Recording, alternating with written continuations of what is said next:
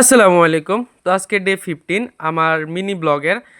আর আজকে সকাল সকাল টুনি আর মুনিয়ারকে দেখলাম। তারপর আমি চলে গেলাম আমার কোয়েল পাখি দুইটার কাছে, যেয়ে দেখলাম ওদের খাবারের ট্রে খালি। তো ওদের খাবারের ট্রেটা রিফিল করে দিলাম। রিফিল করার পর ওদের দিয়ে দিলাম, আর ওরা খাবার দেখি গপ গপ শুরু করে দিল। এরপর রিও আর ওরিওরে একটু আদর করে দেন ওদের খাঁচা থেকে বাইরে ছেড়ে দিলাম। আর এই দুইটারে বাইরে ছাড়তে দেরি, আর তাদের লাফালাফি দৌড়াদৌড়ি করতে দেরি হয় না। তো যাই হোক, লাফালাফি দৌড়াদৌড়ি করতে একটু ডেলি প্রত্যেক দিন আধা এক ঘন্টা করে আমি এভাবেই ছেড়ে দিই। কারণ এমন লাফালাফি করলে ওদের শরীর স্বাস্থ্য ভালো থাকবে আর বডি ফিটনেসও ভালোই হয়। দেন ওদের দেখলাম যে লাফালাফি বেশি করতেছে, তো ধইরে একদম নিচতলা থেকে চারতলায় পাঠিয়ে দিলাম। কারণ সকালের এই সময় রোদটা ওদের শরীরে পড়াটা খুবই জরুরি। তো যাই হোক, ওদের রোদে দেওয়ার পর আর পাঁচতলায় কিন্তু আমার কোয়েল পাখি দুইটা এমনি রোদে থাকে।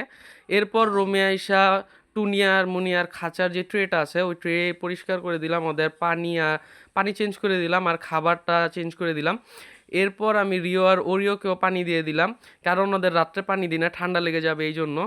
এরপর আজকের একটা জরুরি কাজ, একটা চাল বানানো লাগবে খাঁচার উপরে দেওয়ার জন্য। তো ঝটফট কাঠ করাত এগুলা নিয়ে প্রস্তুত হয়ে পড়লাম। আর টুকটাক করতে করতে কিন্তু আমার চালটা মোটামুটি রেডি হয়ে গেছে। এখন এটা শুধু ইনস্টল করার পালা। তো ইনস্টল করা শেষ। এরপর একটু ঘাস এনে রিও আর ওরিওকে দিয়ে দিলাম।